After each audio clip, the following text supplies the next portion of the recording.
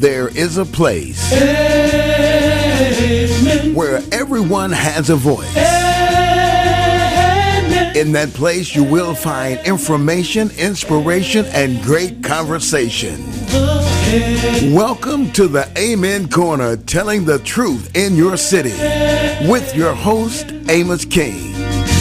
And now, here's Mr. AMOS King in the Amen Corner. Welcome to the Amen Corner, where we tell the truth in no city. I don't hear that. Providing information, inspiration, and great conversation. We're live to Colonel Rollerson. Yes, sir. How you doing, Colonel King? We made it to a new year. We made it over. Yeah. It's been a long time. We made it over. It's been a risky year, Colonel King. No. I hope you got a new outlook this year. If I can look back over my life, see the things that I've done, I want to tell somebody we made it.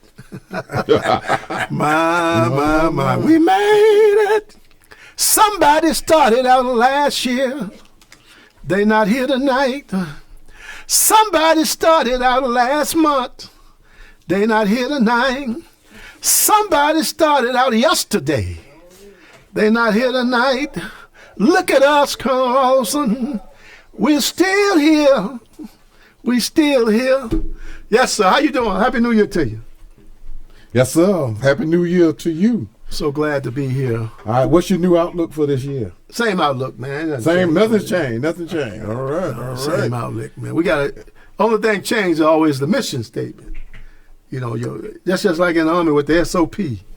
Oh. Standing operation, it stayed the same. Everything. Yeah, it could be modified a little bit, but we just got to move on. I'm just glad to be here. I am too. I mean, this 2020 has been a challenging year. It was very challenging. All kind of stuff going on. So I'm just glad to make it. I want to say hello to all my listeners out there tonight. And I want to thank you for tuning in. Listen, you don't have to. This is New Year's night, Colonel Rollerson. You know, if you're anything like me, you could be on your way to the club right about now. But you're listening to the Amen Corner, and we thank God for that this evening. All over the world tonight, they're tuning in. Seattle, Washington, Portland, Oregon, Seaside, California, Monterey, California, San Diego. Oh, man, out there in Bastrop, California, Flagstaff, Arizona, Santa Fe, New Mexico, Amarillo, Texas, Dallas, Cut and Shoot, Texas, Bastrop, Louisiana, Grambling, Louisiana, Ruston, Louisiana. Oh, that must be our Fred brothers down there tuning in, Ruston, Grambling. Pine Bluff, Arkansas, Helena, Arkansas. What else we got? Magnolia, Arkansas. Mississippi. Money, Mississippi. Money? Yeah, Money, Mississippi. Shaw! Boy, they got satellite in Shaw. Shaw, Mississippi's tuning in tonight. Jackson, of course, they on board. Major Will, how you doing tonight? Thank you for tuning in to the Amen Corner tonight. Knoxville, Tennessee, Nashville, Tennessee, Chicago, Illinois, Detroit, Michigan. Them my kin folks up there, man, them area. St. Louis, Missouri, Topeka, Kansas, Kansas City, Missouri, and Kansas. Jefferson City, Missouri. That's at Lincoln University up there. Dr. Square, she's tuning in up there. I'm supposed to be guest speaker at Lincoln University this year coming up. They're going to get me on board. Hershey, Pennsylvania, Harrisburg, Pennsylvania, Augusta, Maine, Boston, Massachusetts, Mallapan, Massachusetts, Charleston, South Carolina, Columbia, South Carolina, Charlotte, North Carolina. Hartwell, Georgia, Marietta, Georgia, Stonecrest, Georgia, Florida, they on board. Wildwood, Florida. Who live in Wildwood, Florida? Some very good people. That's where you're from. Some very good people live in Wildwood. Thank you tonight for tuning into the Amen Corner. And we just thank God to be here tonight, to be among the living. Oh, yeah. Helena, Arkansas. They came on board my hometown. They tuned in over the levee. Let me put it like that's where I used to live at.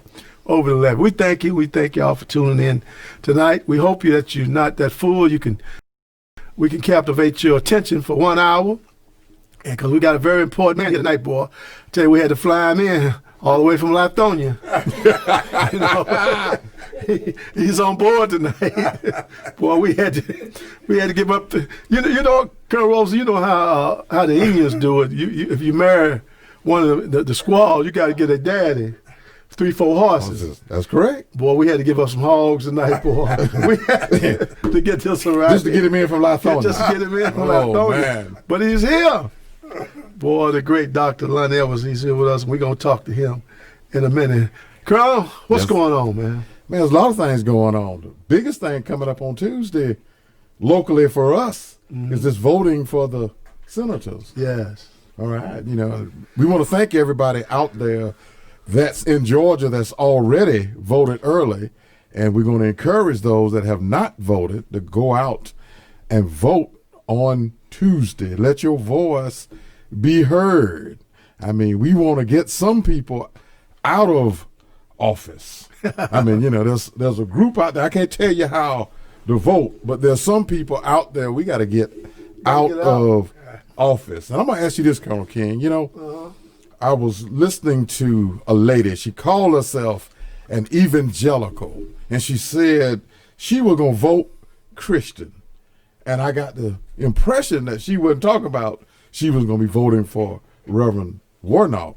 She said she was going to be voting Christian. And so that made me think. And I'm going to ask you about your opinion about pro-choice, and pro-life. See, me, I'm a kind of person, I don't have an issue with pro-choice. And the reason why I say that is because I read my Bible. God created Adam and Eve and gave them a choice. He said, this is a tree of life, that's a tree of knowledge. You eat from that one, stay away from that. But they had the choice, created in his own image. If God gave you the choice, who am I to take it from you? That's your thing. You got a choice to sin or not sin. You got a choice to do good or not do good or do evil. So, I'm pro-choice, even though, I don't believe personally in abortion, but I believe in you having your own right of choice. Well, let me tell you how I feel. The Bible said, choose ye this day who you going to serve. That's a choice. You can't straddle the fence. But when it comes down to abortion, I'm reminded of what it says in the book of Revelation. I saw the small and grave stand before God. And there was another book over there, the book of life. You see, all these babies that's been aborted, they're going to have a chance to stand before God. They're going to say, well, Lord, I could have been a doctor, but I wasn't given a chance. I could have been a lawyer. I wasn't given a chance. I even could have been the president of the United States, but I wasn't given a chance. All I'm trying to tell you, Colonel Rollerson, everything we do is coming up again. That's correct. We're going to have to answer for whatever we do. And I think over there in that book where you say to be absent from the body is to be with Christ, Corinthians, it say every man shall be judged according to their sin, whether it be what? Good or bad. Good or bad. Right. And see, I fully agree exactly with what you said. That's why it's imperative on people to make the right choices, to make good choices. God gave you a choice that you can make it into his kingdom or you can burn in hell.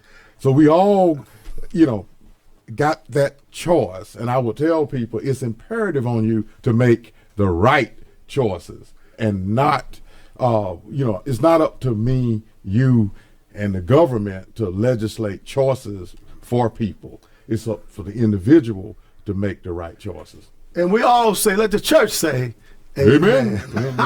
we done got our 5 minutes. Well, I tell you, that inspirational message here. Now, don't go nowhere now. We're going to have to take up offering here in a minute. That's one thing about black churches now. I heard one preacher say, old preacher say, they said, Reverend, you going to take up an offering? He said, you mean to tell me we got all these Negroes today, we ain't taking up an offering? Yeah. That's not what the Baptist standard, man. But I don't know, Colonel. I mean, your offering up there's got a weird destination. You hate it. You hate it. You know, Why don't you try it out, Doc? See will it work tonight? I'm going to try it out. Yeah. See will it work tonight? Cash out. Make a plea for me. To dollar homicide 80. Make a plea for me right now. Cash out. I've been asking them. To dollar homicide 80.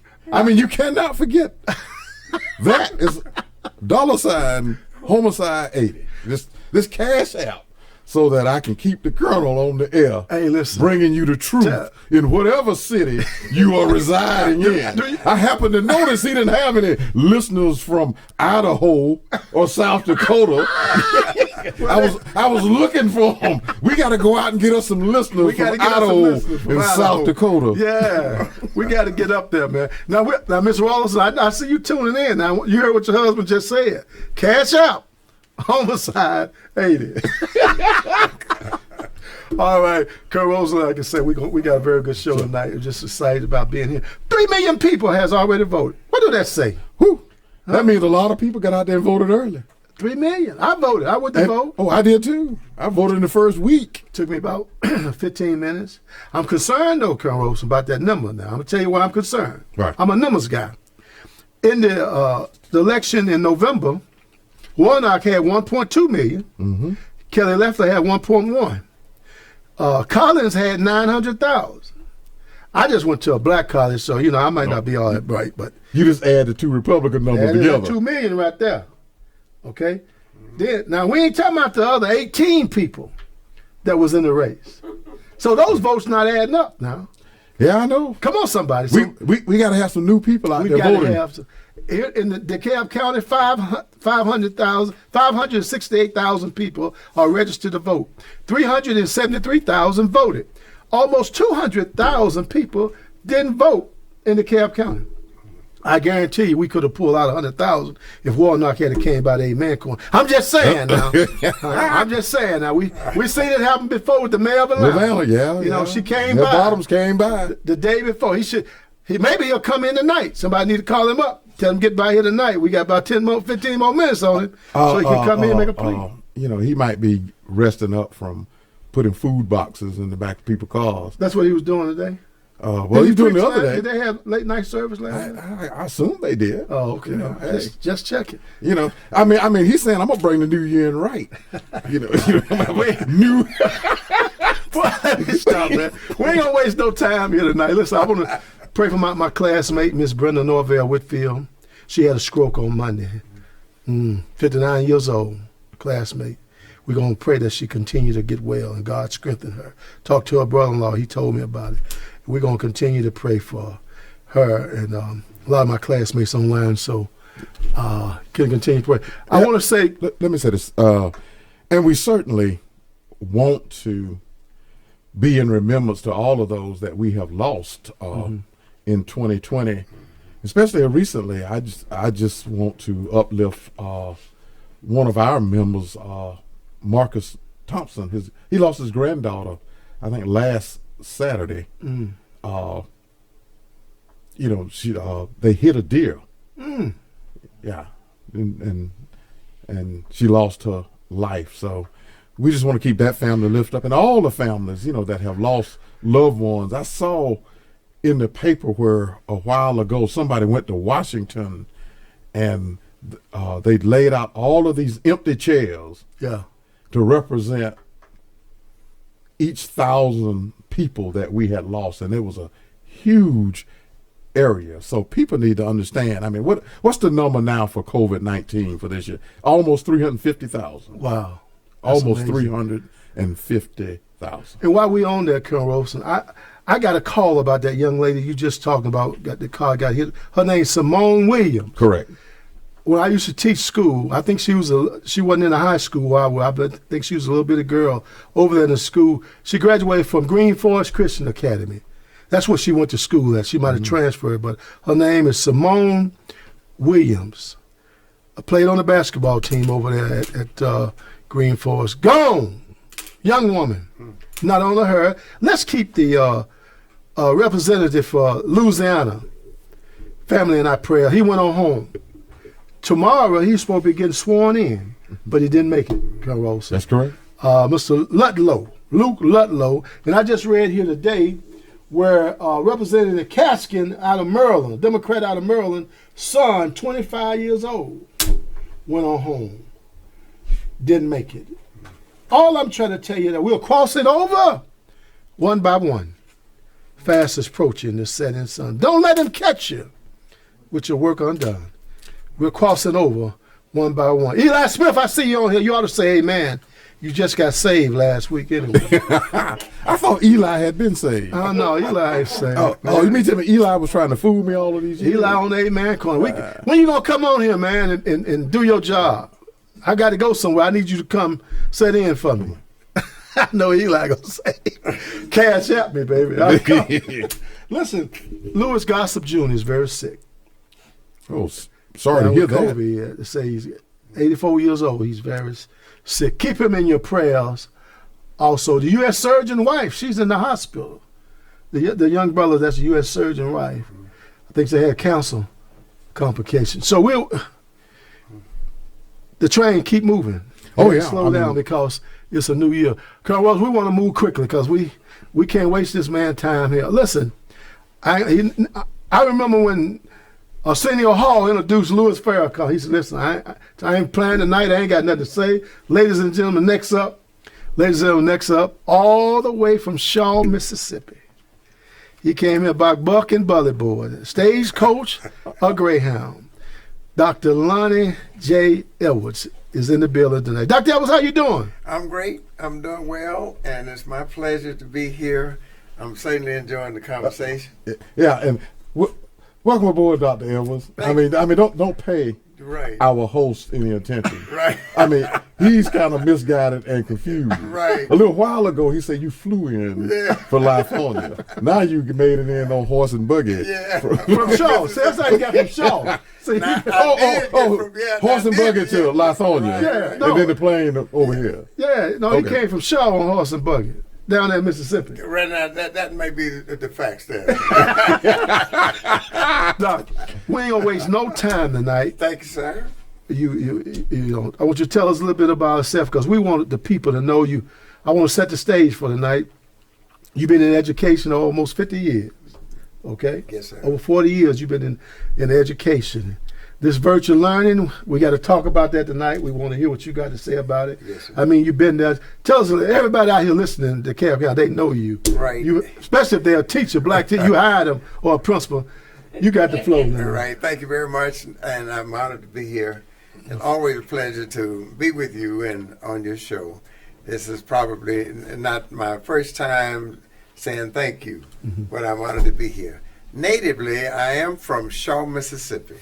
I just wanted to reach out to whoever's from Shaw listening tonight. Your homeboys on the air.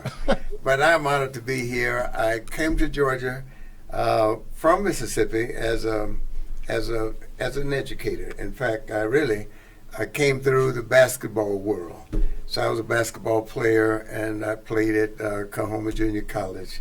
From there to the University of Montebello, I was a pioneer. In fact, my pioneer years was in the area of transforming from segregation to integration. So I integrated at all-white university in Alabama. And after that, I proceeded with my education, completed at Atlanta University. And I got my doctorate from Atlanta University.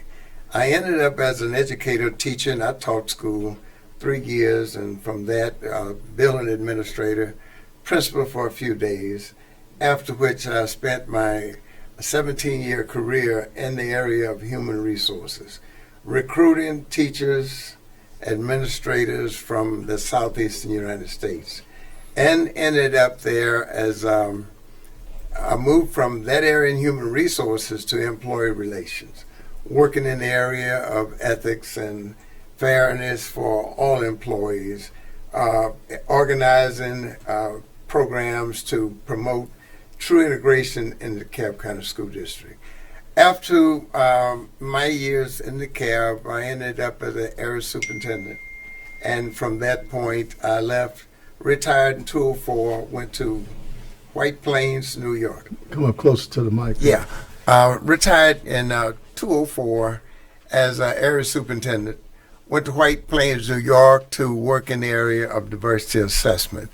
And the diversity assessment was where they claimed that they were having race problems there. So they were recruiting people that they thought could contribute to the resolution to their racial problem there.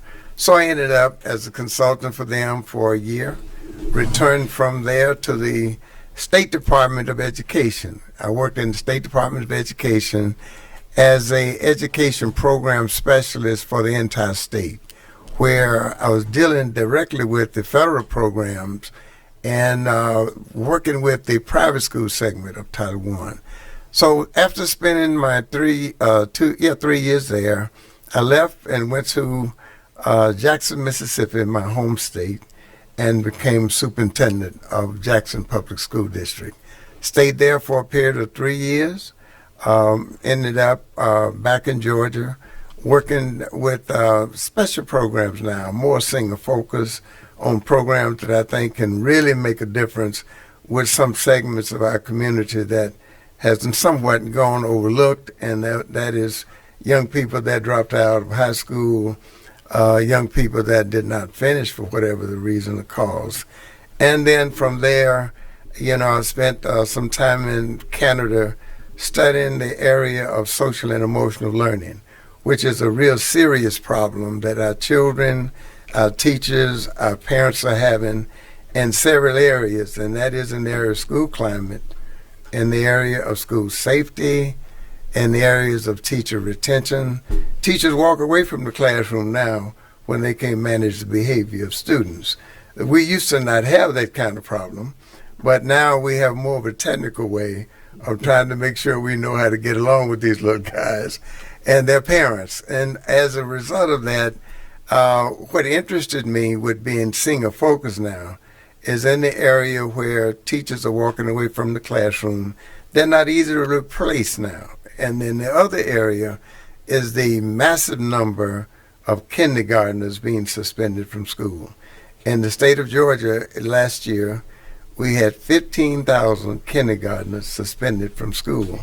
And the other areas in expulsion, and then the last area was in the area dealing with parental engagement.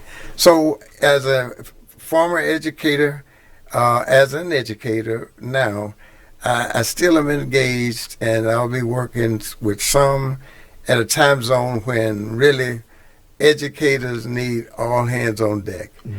And as long as the Lord allow me, I'll have my hands on deck in some way to provide educational opportunities for teachers, for students, and for parents. And at this point in my career, I'm more single focused now, but I've had the opportunity to cover the gamut from the classroom to the superintendent's area.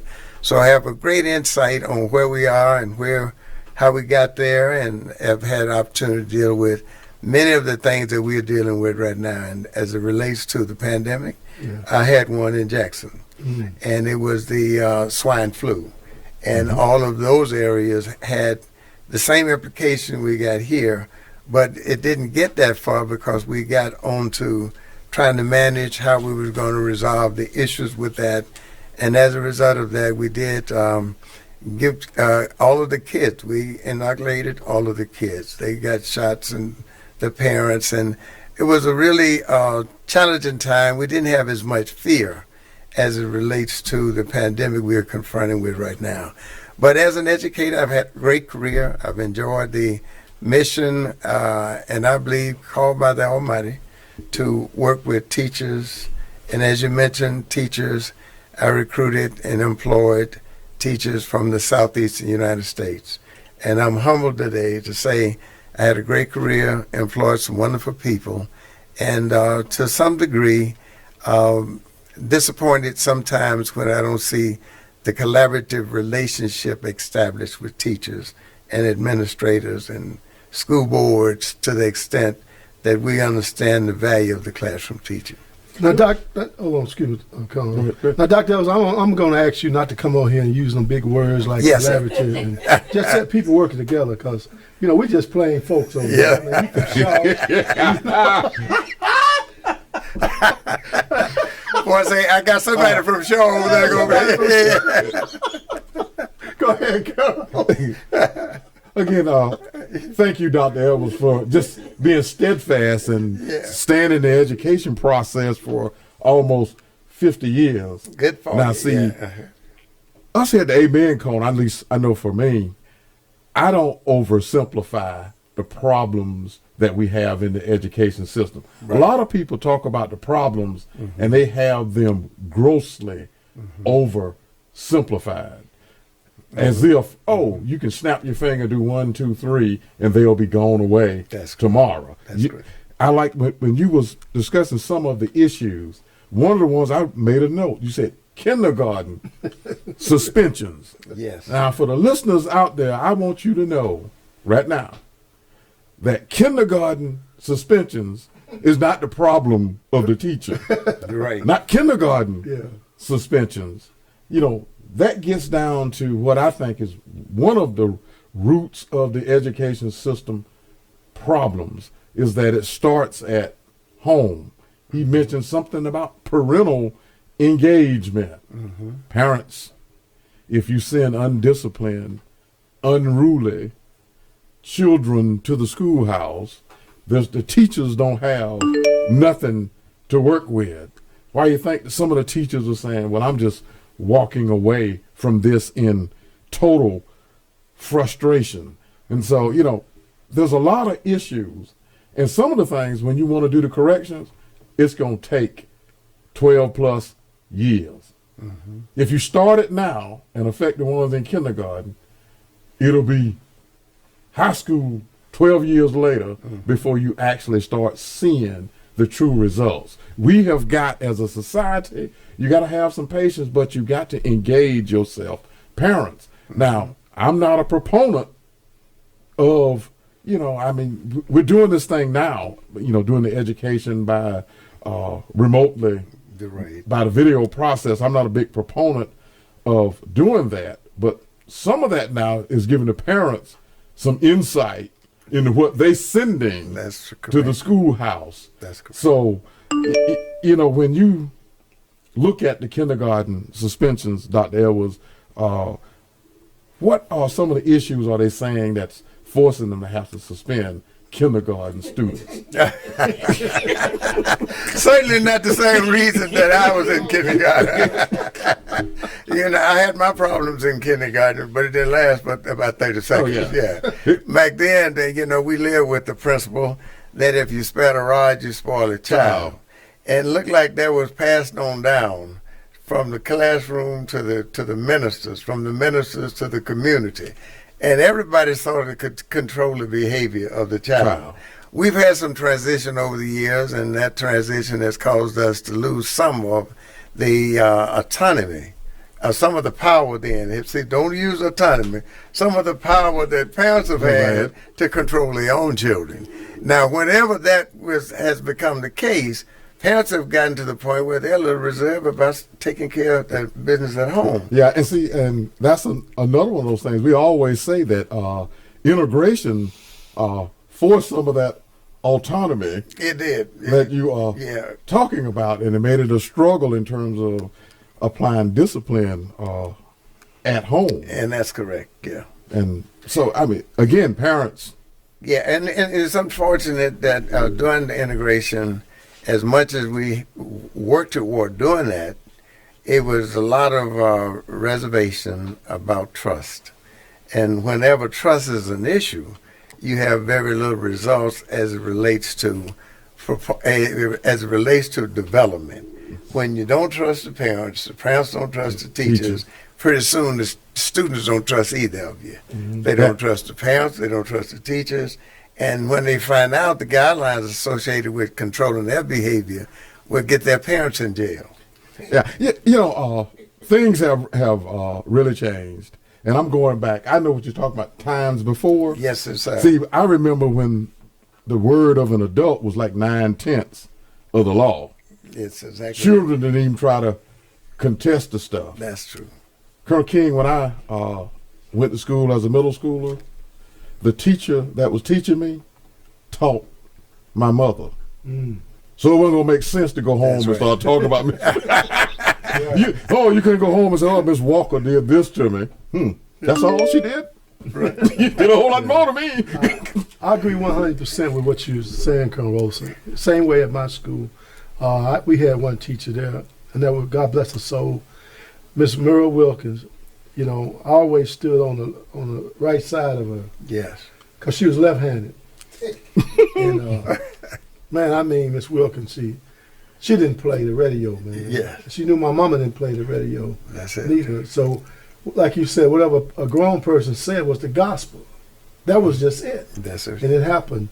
Let me just pause here to say, because I think it's worth knowing that who exactly we've got on here. Let me ask you this question, Dr. Evans, because one of my listeners want to know, do you know Mr. Larry Belton from Jackson State? Yeah. You know him? Yes, I know. All right, then. Yeah. I think this guy played ball with him. Yes. Or he was over at Jackson State with him. See, we got people from Jackson State listening in. I mean, Dion don't fool them now. They ain't going nowhere because they got to play Arkansas Pine Bluff. I just want to know.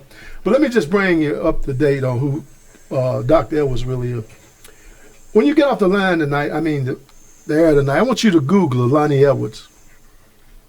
Because something happened a few years ago, Dr. Edwards, and take your time tonight. We got time. Mm-hmm. Take your time tonight, and we're going to go back to virtual learning because you got a lot more to talk about. Yes, sir. With this behavior problem in school and virtual learning. I was just thinking when you said that you had this pandemic in Jackson, I thought maybe the school system would have called you in and said, Dr. Edwards, how do we proceed with this right here? You've been through it, you understand it, and everything else. Right. You know, but a few years ago, it was a young lady. Well, I'm going to let you tell the story. You can tell it better than I can because I'm trying to get in your movie. Right. But anyway, tell us, Dr. Elvis, what happened. There's a lot of ways you reach children, and one size doesn't fit all. Correct. And certainly, children know when you care about them. Contrary to how you do it, kids appreciate when you try to make learning, at a level where they understand it. And at the same time, try to make learning fun. Mm-hmm. So I was teaching a 7th grade class. I taught science and taught reading, and I taught physical education. In my physical education class, I taught kids from grades kindergarten through 7th grade. And I had to find a way to make sure that physical education had a value to them when they came to class. The school was 98% white, and we were in the middle of transition there as well. And the principal wanted to know what was I going to do for movement education. Mm-hmm. Back then, it was a big thing for those of us who were physical educators. They claimed that we just threw the ball out. And throwing the ball out simply means you wasn't doing anything for teaching, So I told him that I was going to teach kids skills. I was going to teach them rules and regulations associated with athletics. I was going to teach them fitness and how to do exercises that would make them successful and in their physical development. So we got to physical education. He says, what are you going to do with physical education? You going to throw the ball out? I said, well, I probably will, but I'd have some instruction to go along with throwing the ball out. But he said, well, what are you going to do for movement education? So I told him in movement education, I was going to teach a unit in square dance. Dr. Elvis, let me pause right here right quick because I want to get this cleared up so we can hear you. Because sometimes it's one or two people can't. I'm getting a text here said that they can't hardly hear you.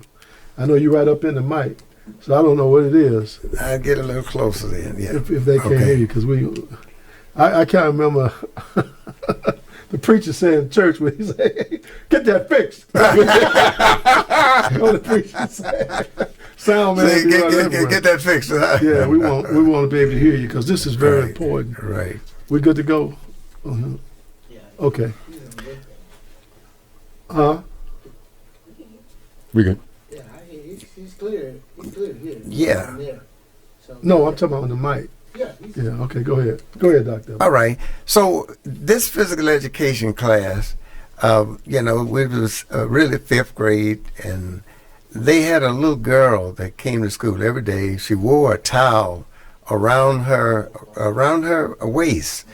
So you never knew why she had that towel, but she had her fingers inside of the towel. She was born without fingers on either hand. So I didn't know it, and but I was compelled to make sure every kid was active in the physical ed class.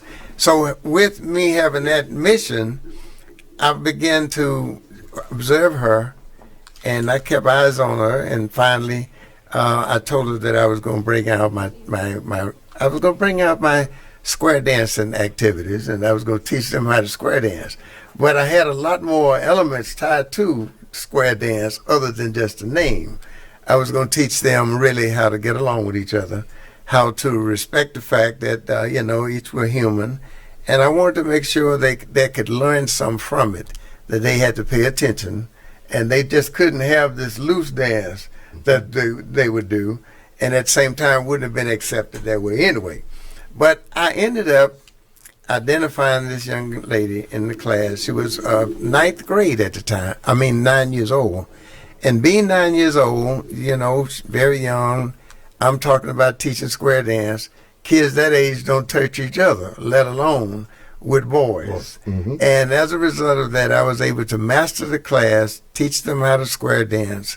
And while teaching her how to square dance, she ended up coming out of her psychological shell. Mm-hmm. While the little kid was a little white girl, she decided that now I'm going to be like other little girls.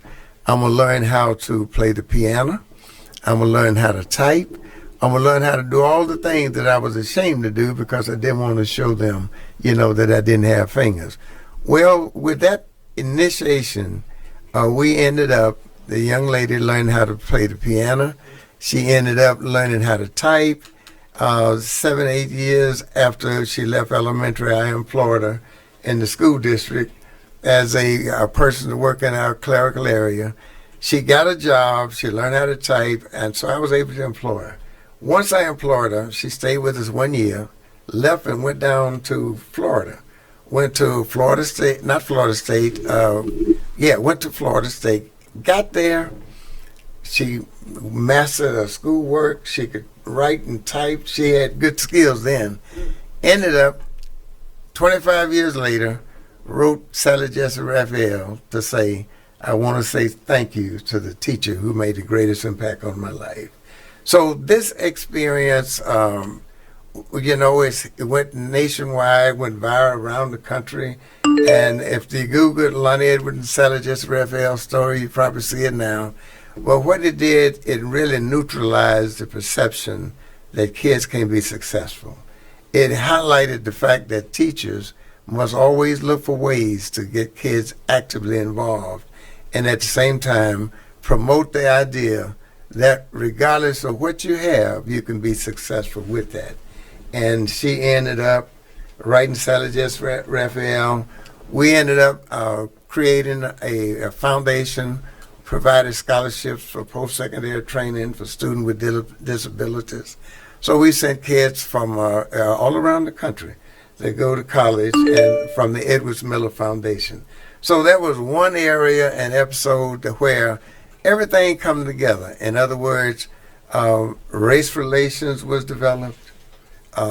Parents beginning to trust, you know, the leadership, and trusted me as a teacher.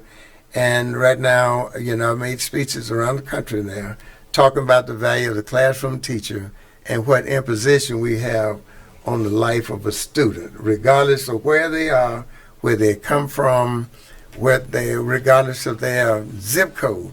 They can be successful if you choose to spend the time to make them productive. Yeah, what a great testimonial in terms of what you had said earlier about social and emotional learning. Yes. Starting, you know, from physical education, just a simple teaching someone to square dance. Yes. And saw how it changed their life and allowed them to have more confidence and go on and do things that they would never try to do before.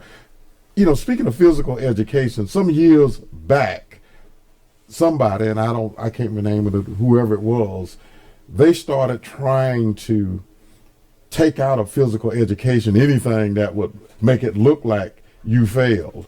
For example, they would come out and say, okay, we're going to have ropeless jump rope. Wow. We don't want the students to feel like they could have any kind of failure. We're going to go out and not have the ball and not keep score and all of these things, because they were worried about, oh, some students are going to be crushed because they experience some level of failure while in physical education. And I would look at this and say, you know, just the little elements of failure, you know, while you're trying to master something like square dancing, eventually you will overcome the failures and gain more confidence. I don't see the long-term value in saying, okay, fine, students, we're going to go out here and jump rope without a rope. So that none of y'all will feel like you can fail. Right. I like Dr. Elvis is an educator, physical ed educator, and he mentioned square dancing. That was a component of touch and feel in square dancing. Palmer made do-si-do, and that square dancing worked well for seniors also. That's true. You know, when I got shot, Rollerson, I was in the nursing home, and I observed this here with seniors. There's not a whole lot of touching going on in a nursing home. I mean, can you imagine you just land there sometime and nobody touch you? Right. Touch is very important. It is, especially in people's life, and seniors, especially to them. So square dance and things like that are very important. But it was good you was able to recognize that. Yes. And put it in as a component to get that young girl involved. Right. To let her see and make her feel like, hey, I'm part of the team. That's it. And all of them were really at the same level. Nobody knew how to square dance. And at the same time, they had to listen. They had to cooperate with each other. And it taught them a lot more about social relations and race relations. And at the same time, it encouraged them to respect each other a little more. And it taught the community to appreciate what they saw with black kids and white kids getting along, and it improved the relationship with teachers and staff. That one activity, square dancing, I never would have thought it would have. In fact, the day when I was just taking square dance, I thought it was a waste of time. But it ended up being the greatest thing I could have introduced to a group of young people that their parents learned how to square dance. Before I left, the principal was square dancing, the parents were square dancing, the teacher was square dancing, food service manager was square dancing, custodian was square dancing. So everybody learned it was more of a social relations. It developed the kind of race relations that made a lot of difference in our school district. Well, it was square dancing yesterday, but it's line dancing. It's line today. dancing. It's the wobbler, doing the slide, all that today. Oh, now look out now! Look out! I don't think they're gonna take Daddy back into school. I can see you now, okay, down there at Decatur Elementary. We in here teaching them to slide. Well, they got another one. They got another slide now. These people. Like that was you. You and I. You've been my mentor for years. And I've gone to your home, and it's got to at least be over 100 awards you got, Dr. Elvis. But I think we talked about it, and you received an award last year around this time almost. Yes, sir. As the top educator. Let me just pause and say this, because somebody said this should be a Lifetime movie. You want to say something about that? Yeah. Yes. In fact, Showtime signed a movie contract with me and the young lady, and we still got a movie now, and we still talk. Right now, she's at least 65 years old, so I must have been about 7 years. You started early. I started really. Now, Dr. Elvis, but we want to teach. It's a movie now, and it's about the value of the classroom teacher. We call it a teacher, and I wrote the book. The title of the book is A Teacher's Touch: Reaching Beyond Boundaries. And that book itself talks about taking the kid in the classroom, but let them know you're human too. Yeah. Take them on the outside. Make learning fun. And I found out when I made square dance fun, they came to school to square dance. Yeah. And as a result of it, we had a real control of our school, our community, the parents. And this group was black and white. We had more white parents than black parents. Let me ask you this question, Dr. Edwards. Now, who's going to play Lonnie Edwards? You know? I thought about the young man just passed. Yeah. Bozeman. Yeah. He would have been a great candidate. He's been a great candidate. Yeah. So they trying to figure out, as I close my, in the closing of my career, they trying to figure out who would play me back then and who can play me when I'm really a distinguished gentleman. Hey, look here, I can say that for the guy in Shaw. Yes, I want to say that for him in Shaw. But seriously, it really sends a real positive message to teachers. And it helps them to understand, contrary to what we think, all children needs passion, love, and they needs our attention. And you had said something earlier, about genuine care and concern. Yes. The kids want to know that you care about them. Right. And Colonel King, you know this from the military and us leading all different types of organizations and people. The most important and critical component is genuine care and concern. That's correct. And I would always go out and tell officers, if you don't have genuine care and concern, you can't fake it. That's it.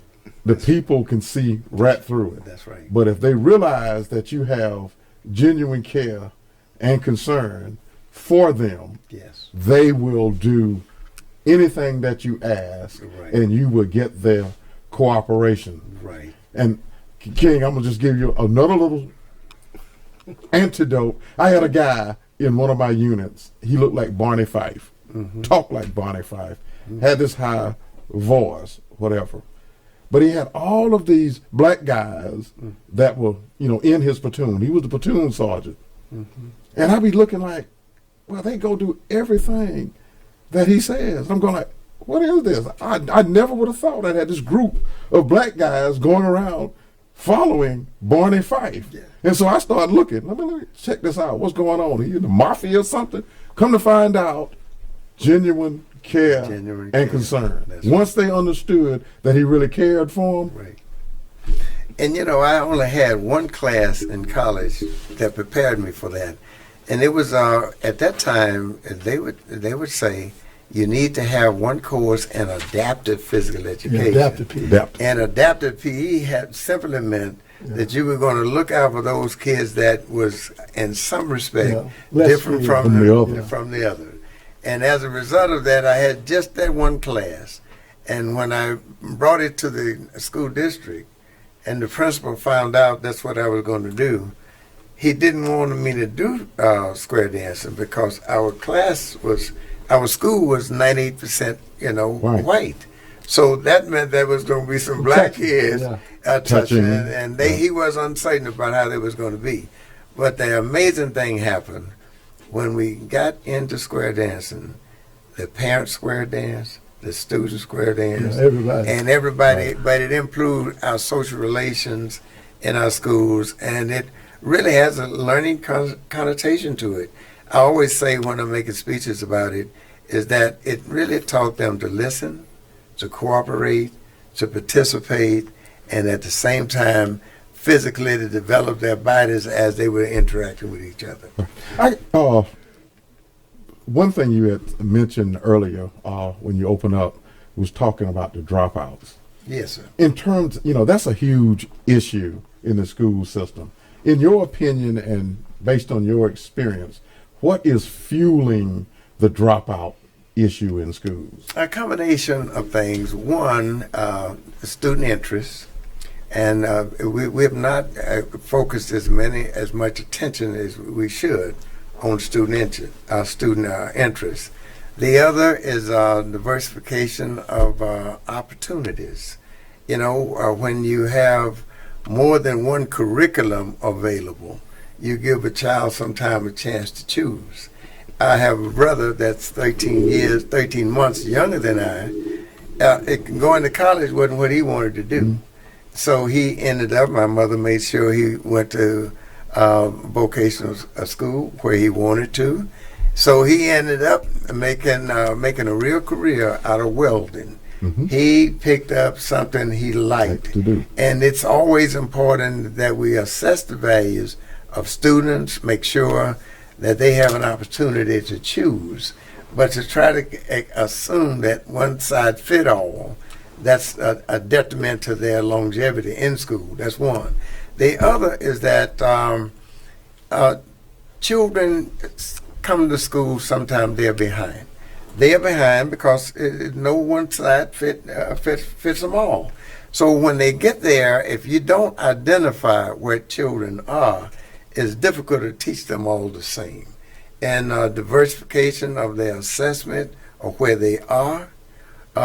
You can have a classroom of 50 kids, and I did that with my teachers, and in both school districts here in DeKalb and Mississippi.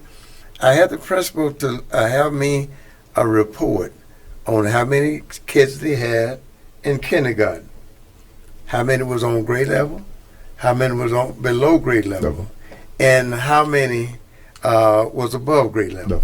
Now, just imagine doing that activity with all of the principals. I found out a couple of things. One, they didn't really know, and that they hadn't looked into it that deep. And that's the value of the principal, is to know who the teachers are teaching, and for the teachers to know that. So just listen to this scenario. I had one principal, I asked, how many kids you got in first grade? Well, first of all, she didn't know, but she told me that teachers knew. And I thought they did, but it was a principal assignment. How many do you have in first grade? So it boiled down, she had 135 children. So I said, how many is on grade level? Well, I don't know. The teachers know that. I said, but I want you to know that. You're the principal. You're the manager. You got to know that. And the other, I said, well, I'll see you next week. And when I see all of you next week, I want to ask the same question. So I know I'm going to get an answer next week because you know what I'm asking. You ought to pass it this time. So when they got there, as first principal, how many first graders you got? 135. How many is on grade level? 10. How many is above grade level? 5. Now that's 15. Now that meant all of the others were below grade level.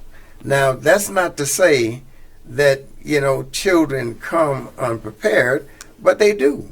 And, many of them have challenges, and it's the responsibility of the educators to know that so they can provide the best type of instruction for them.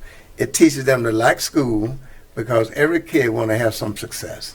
And when they're not having success, it puts them further behind. Now, that goes on to your question. If they are behind in first grade, they're not going to be ahead in second grade. And it follows that pattern. So at the end zone, when it's time to graduate, you look up and you got kids getting ready to graduate, but it's 3 or 4 grade levels behind. And when they're that, you won't be able to make that up. And when you can't make it up, then we went through a period we call social promotion.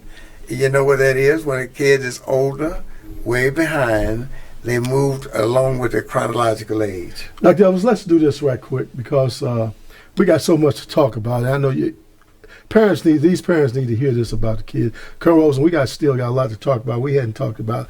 We'll probably go over tonight. So on the second half, if that's no problem, on the second half, we're going to talk about vocational school. Yes.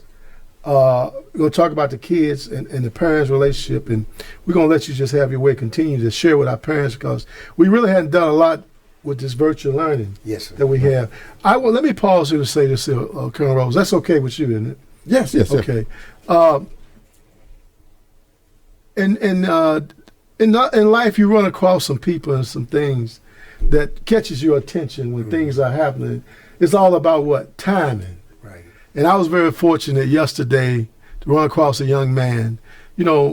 voting is going on in the world today, Carlos. Everybody's hyped up. Everybody's talking about our country, America, and everything. Make America great and everything else. I ran across a young man yesterday. He's from my home state. He's from Earl, Arkansas. And I was fortunate to meet him through Dr. Edwards here. He's a country and western singer. I was most impressive with him. Number one, well, you'll hear it for yourself. But he has a song out called My America, Colonel Rollerson. It's a hit. I mean, it might be a Chubby Checker hit. That's the only hit he had. But it's a hit. And I want the people to know, and to hear this. You can Google, his name is Calvin Lee. He's out of Nashville, Tennessee. That's where he lives. But he has a song out called My America. Now some of y'all go and get a sip of your drink right now. Sit back. And I want you to listen to this here.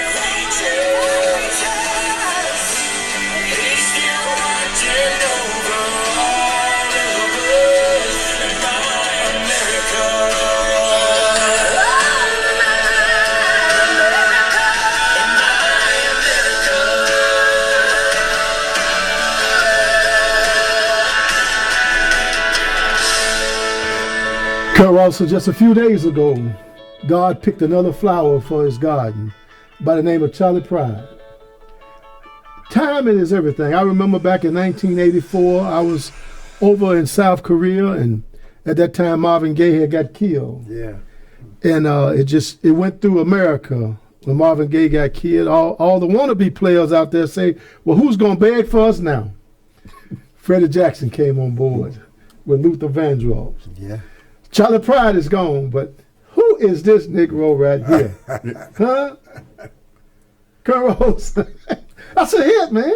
It's amazing. Absolutely. Does he sound like he's amazing? Black? No. Huh? No. He sounds like a brother from another mother. Yeah. I mean, this guy is great, man. Yeah. But let's talk about the song. When we start talking about let's make America great again, here's My America.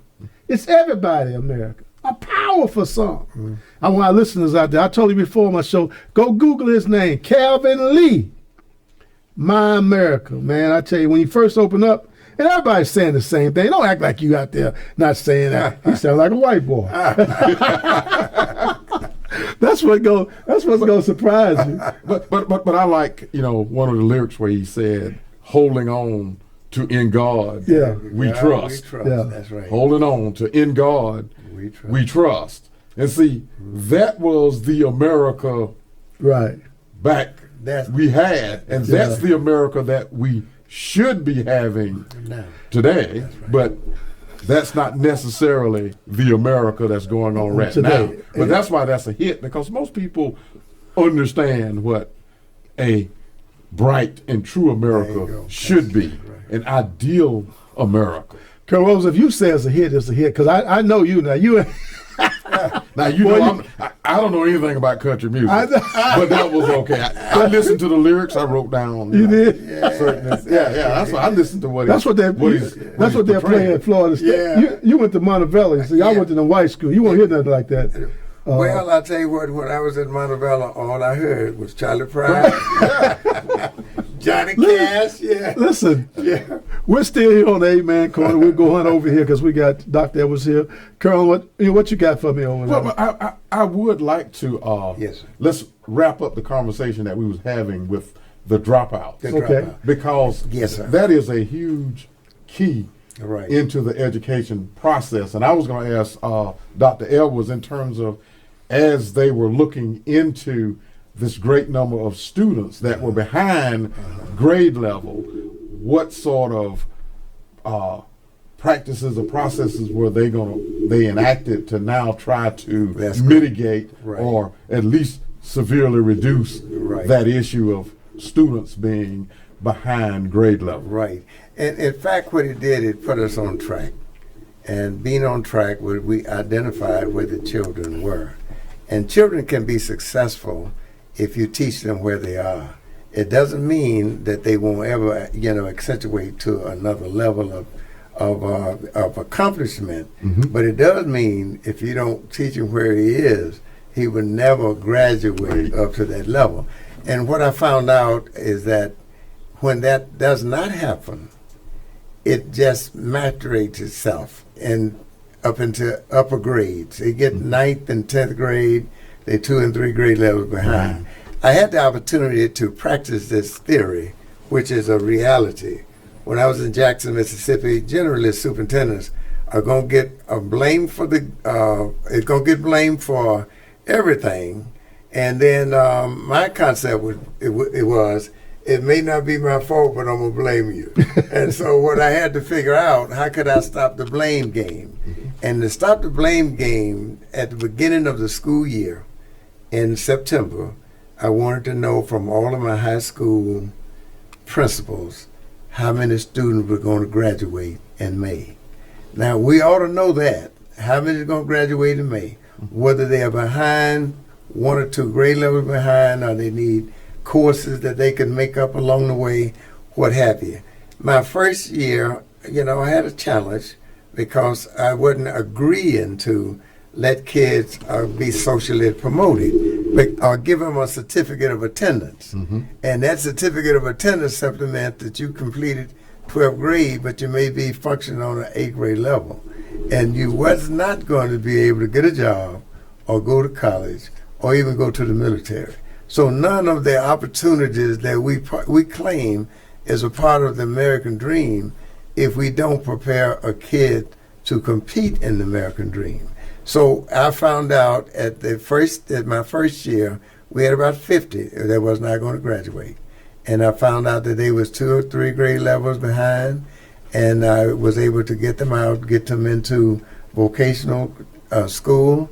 The next year, we started knowing who was not going to graduate in September. Now, in September, we had 500 was not going to graduate.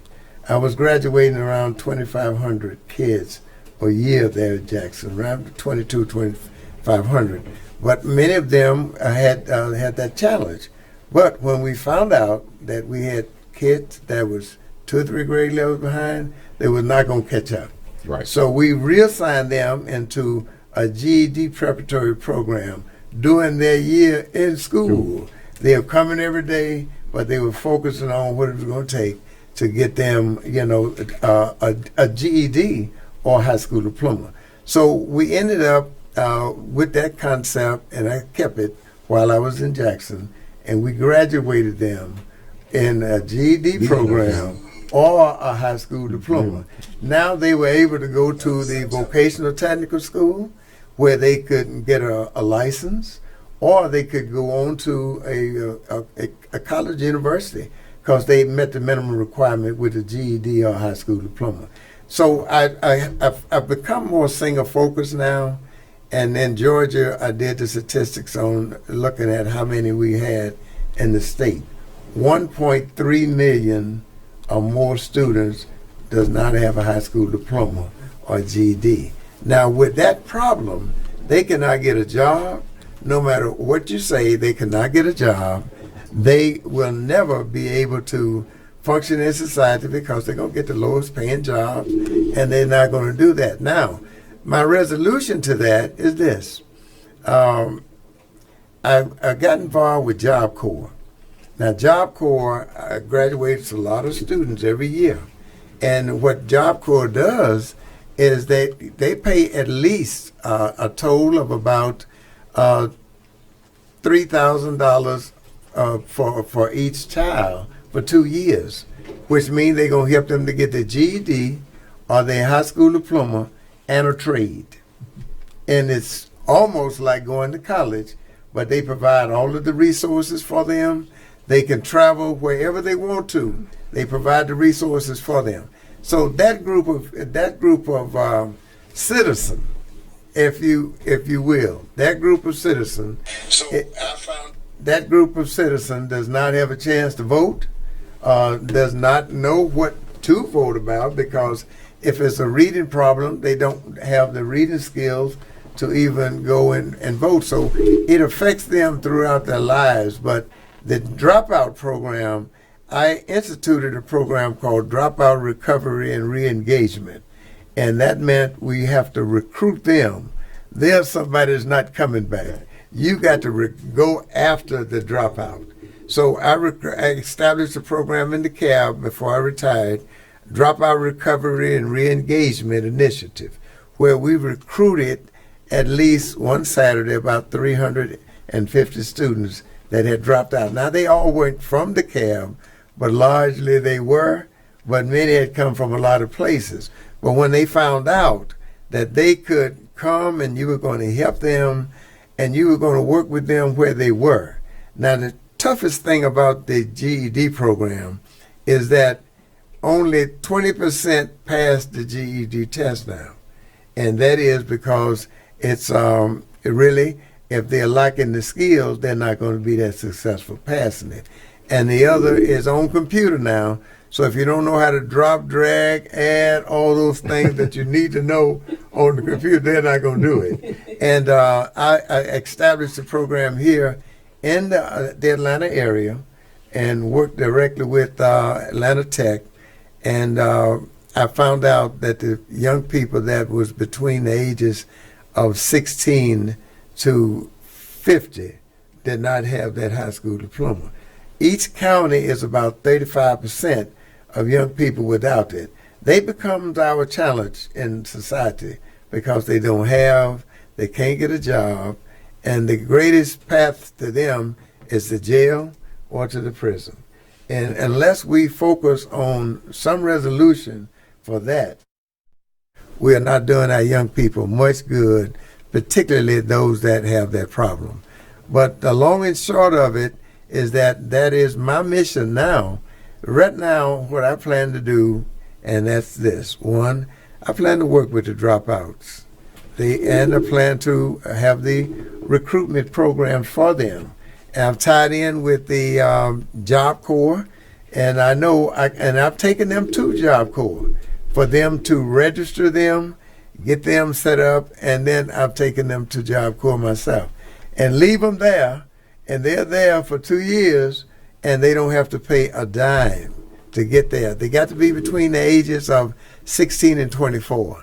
Now, after 24, you on your own, but we take you to get that GED. It's a little harder, but I did a different type of curriculum for them that minimize some of the challenge they have with reading it. So you can call it a remedial type approach to make sure you get them acclimated to that, and obviously they can pass the GED.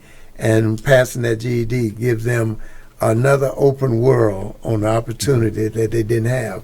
I run up on a young man, and this is the way it is with largely a lot of them. He played football, 6'5", 270 pounds. He was a good-sized man. And he went straight through. He was in special education, and they allowed them to play. And we do encourage kids to participate. But he did not pass any of his core courses. So as a result of it, he made All-State as a linebacker in high school. And we thought he was going to University of Florida. All of the major leagues come after him. But when they found out he didn't have his credential and he couldn't get in school, they wanted to know, now what can we do with him? So his parents gave him to me. His grandparents gave him to me. So I took him back through the system and found out that he missed all of his preparatory activities, couldn't pass the GED, and he couldn't get in college and couldn't get a job. Now that's the problem when you can't get a job. It makes all of us at risk. So what I did with him, I got finished taking him to college to take the GED, never could pass it. So I said, well, let's do another one. Got him to Job Corps. He went there. They enrolled him like he was in junior college. It was almost by the size of Oklahoma. And this boy went down and he stayed there. All of a sudden, that's 2 years he passed the GED and he got a trade. He came out, and right now this is a success story for that young man. He came out, and right now he had a skill, and he got his trade in lawn care. And he took a lawn care job, and he took his daddy's business, running the lawn care business. So all of a sudden, things got a little tight with him keeping his records. But today, he's employed at Georgia Tech in charge of their lawn care program because he picked up the trade and the skill. And he's one of the greatest guys that I talk about because I picked him up from not having a high school diploma, not going to get one unless you catch him and take him. So carrying him was what I pledged to do with all of them now. You know, we got enough here in Atlanta to keep me busy until the Almighty calls me. Yeah. But if we got 1.5 million or more of them in the state, it's not only here, but the real problem is the dropout rate from high school is continuing. And so the colleges that provide the GED have very little space to accommodate them. And what I hope people that are listening to this heard what you were talking about, the multiple lanes of education. Yes. One of the greatest weaknesses I see in our current education process, everybody is single lane.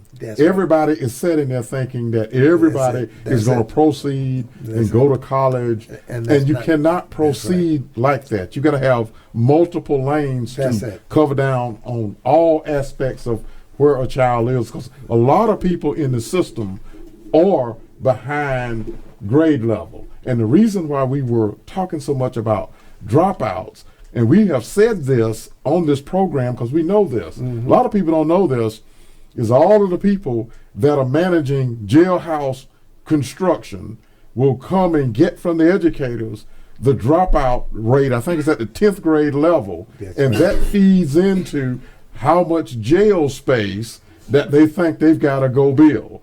That's, dropout is one of the number one problems in our community, and it goes back to people not understanding inside that process multiple lanes Language of preparation. That's that it. lead somebody to a point That's of it. success, That's to a it. point to where you can get a job Right. and now earn. Right. And so I hope the listeners were listening as you were going through this, and they will make sure at their school system, Yes. you go out and you ask some of these simple questions. How many students in here are behind grade level? And if they don't know, you need to press them, why don't you know? That's exactly And right. even if they do know, now what is your lane of instruction to now lead these students to success? That's exactly right. That's it.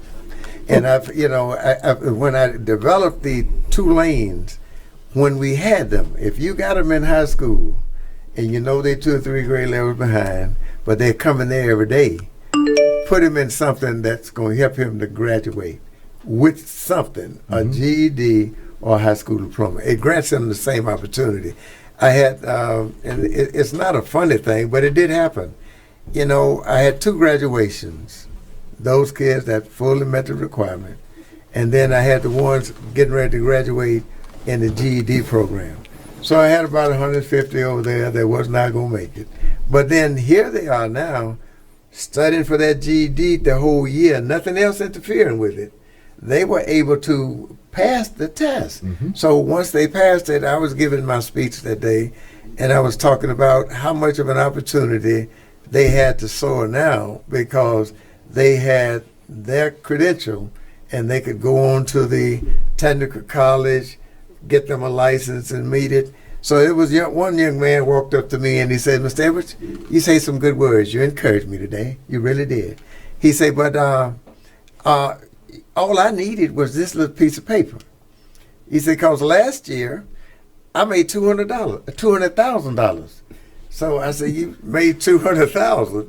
I didn't want to really ask him what did he do to make $200,000, and I know I had him on the GED program. He says, and I didn't want him to tell me what I was thinking. So I said, what did you do? I said, don't tell me. He said, oh, I tell you. He said, Mr. Edward, look, man, I made $200,000. He said, my daddy is a heating and air technician. He said, the only reason I didn't make more than the $200,000, I needed this little piece of paper so I could go over here to this technical school and get my license. And I looked at him and, I thought about it. I say, now, hey, I'm superintendent of the school, and I'm not really making $200,000. and this young man walks up to me with a GED in his hand, and he made $200,000 a year before. Now we would have thought what we thought he made it from, maybe drugs or something or other. But I looked at him, and he looked at me, and he said, "I tell you what, Mr. Edwards, thank you, sir. And next year I'm making $500 because I'm gonna have my license to do what I couldn't do this year." But my daddy told me, come get my license. Ain't that amazing? And that's another great testimony in terms of letting people know you don't have to have a college degree to be successful. No, sir.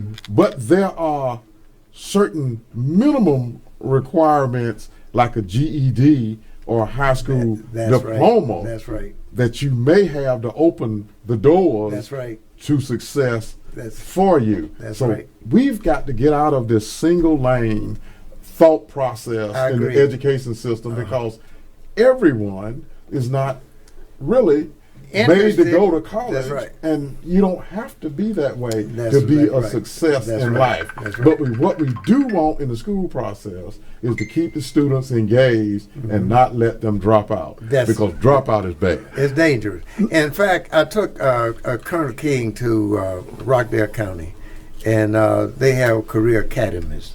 In the state of Georgia now, we have probably about 40 or 50 where students are able to go to their regular high school and spend their necessary time to get their content area in line, the reading, the writing, the math. But then they spend about 90 minutes in those classes a day. After that, they are bused over to the center where they're exposed to all of these options that would allow them to prepare themselves to get ready for college. Either way, they're getting dual prepared. So these career academies, or I would be an advocate to that.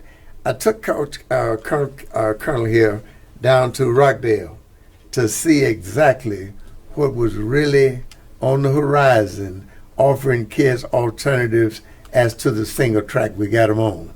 And that single track is detriment to anybody. And Satan was detriment to my brother, and he was 13 months younger than I. Went on to school and got my doctorate. He completed his GED, got his license in welding, and at 50, I went to see him. And I said, Billy, right now, we're 50 years old, and being 50, I won't be able to take you, through the 60s and the 70s.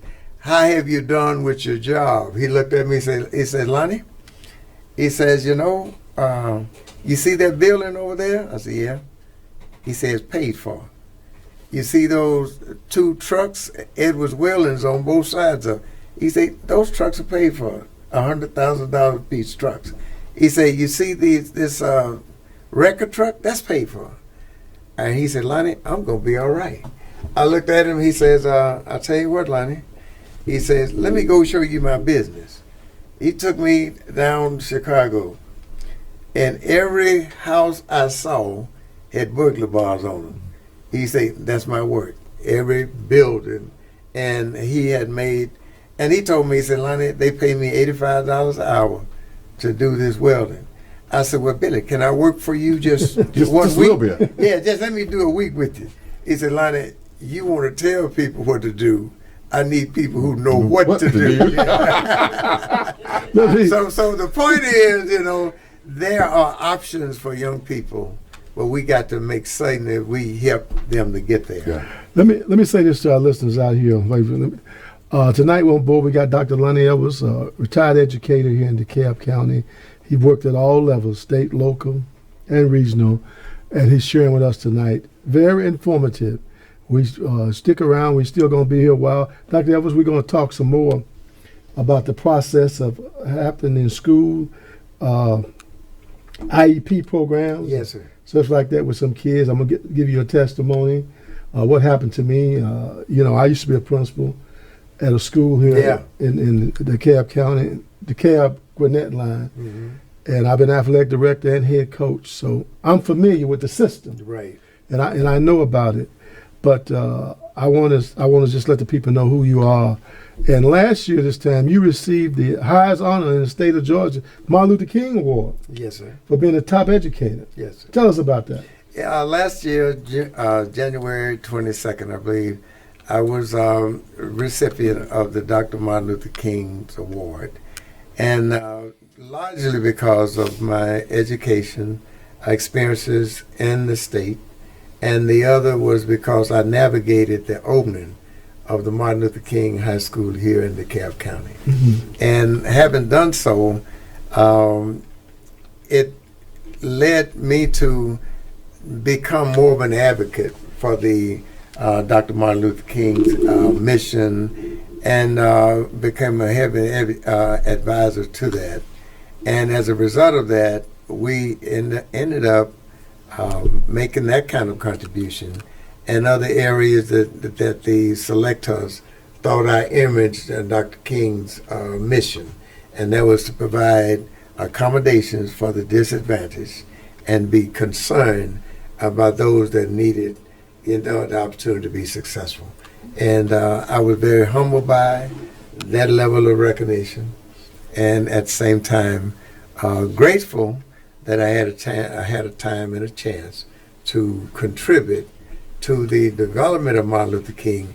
Martin Luther King High School is the only high school in the state that's named after Dr. Martin Luther King Jr. Oh, is that right? Yes, right. Oh, I didn't know that. So there's not another Martin Luther King Jr. High School in the state.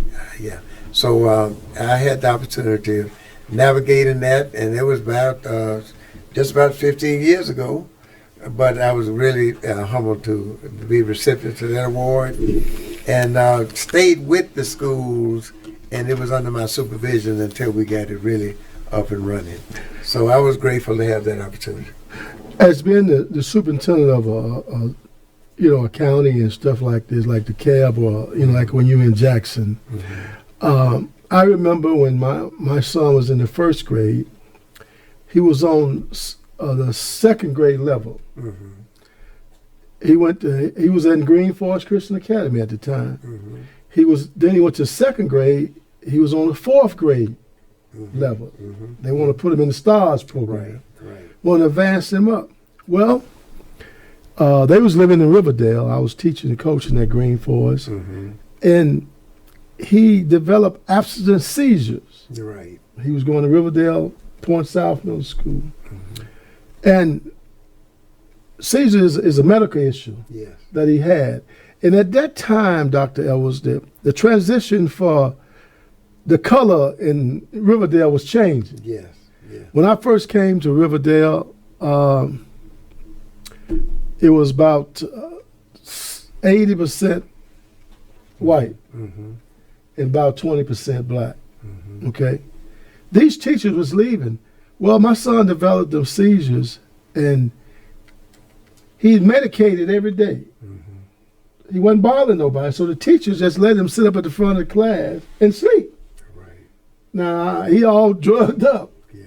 Yeah. So he done that. So we go out there, they tell us about the IEP and everything else. And so this goes on up until he's in 11th grade. So they put him in a class. And I said to his mom at the time, don't label that boy special education. I knew better than that. Right. She went ahead on and did it. I told her not to do that. So come graduation time, his mom and I, we go over there. I'm just sitting back, listen, I'm just waiting. So we sat down and we talk about it. His mom opened up, she said, you have failed my child because you hadn't given him opportunity to graduate. When you mentioned earlier about the young man not having a GED, in California, you don't have to have a GED to go to junior college. You can just go. That's one of the few. They got their own rules out there for G codes. Right. So I saw one teacher look at the other and he said, don't say that. Just like that. I said, what do you mean don't say nothing? He said, Mr. King, I can't explain. I said, explain what? Now, all along, they don't told me my son on the fourth grade level, math. He said, Mr. King, your son passed the Georgia high school graduation test. I said, no way. No way. He's in the classroom when you got to have two teachers to help him and stuff. He said, Mr. King, I've got some students with 3.5 flunked the Georgia high school graduation. And your son passed the test. Make a long story short, Dr. Evans, they don't misdiagnose my son. Yes. And that happens a whole lot. That goes back to our young black boys getting Ritalin and stuff like that. Yeah. You put them over in a corner or something, and you're doing it like that. And they're misdiagnosed. But the most proudest moment of my life, my son, he's 6'5". They had the graduation at down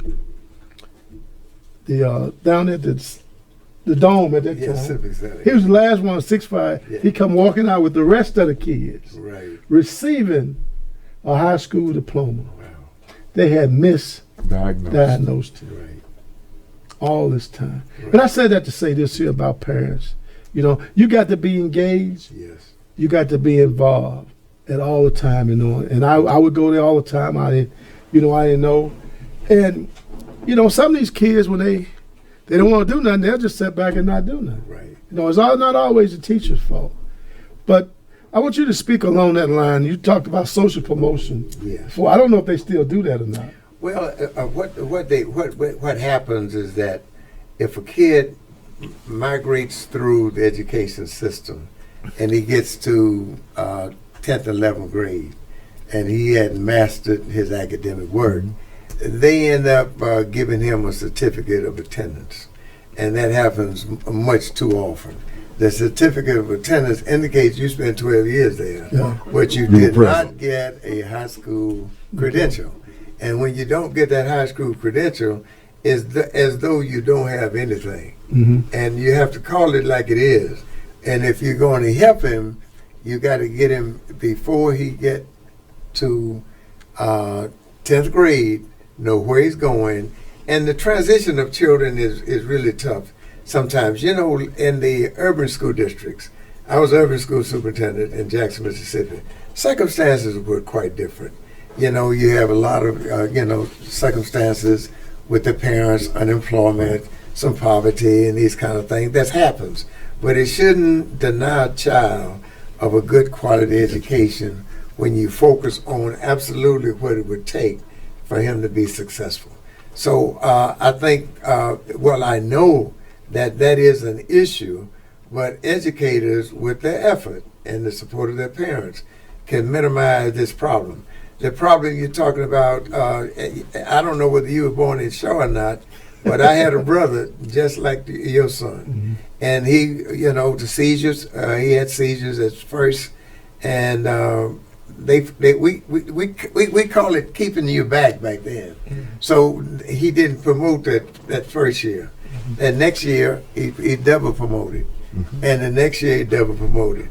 And the next year, he was just about, he was a junior, and he never did complete high school. Left Mississippi and went to Ohio with his mother when we moved from the South. But he never did finish 12th grade, but he graduated. But the key point is a laser focus on what is causing him not to be successful. And that is a mission that every principal and parent is challenged by every year. And sometimes the request for children to move on is a request that parents ask for. And educators decide, well, he can't grow on and it can't go on to the next level. And the parent requests, based on his chronological age, that they move on with the class. Well, Dr. Ellis, we're going to thank you for being here tonight with us on the Amen Corner. I mean, you've got a wealth of knowledge and everything, and we want you to stay with Colonel Rollerson and I throughout the show. We're going to finish up here in the next half hour, and I hope you engage in with us. I mean, I'm sure you have helped a lot of, as well as Colonel Rollerson, contestants here. I just got one more question for you. Colonel Rollerson, if you got one, you ask one too. I've got one more for you. School will not be the same, will it? No, sir. And not in our lifetime. Okay. It'll never be the same. In fact, to credit the parents, the teachers, the children, it was no way that we saw this coming. We didn't have a 101 in no category to prepare the superintendents or even, the teachers or their parents. Overnight, a parent became the child's teacher. Overnight, the parent became the child's food service manager. Perhaps that was happening all along. But then the child's food service manager, the principal, all those things that never worried about, now the parent's in charge of it. Now, children learn what they're taught. Contrary to the transition they're in now, they're going to master it.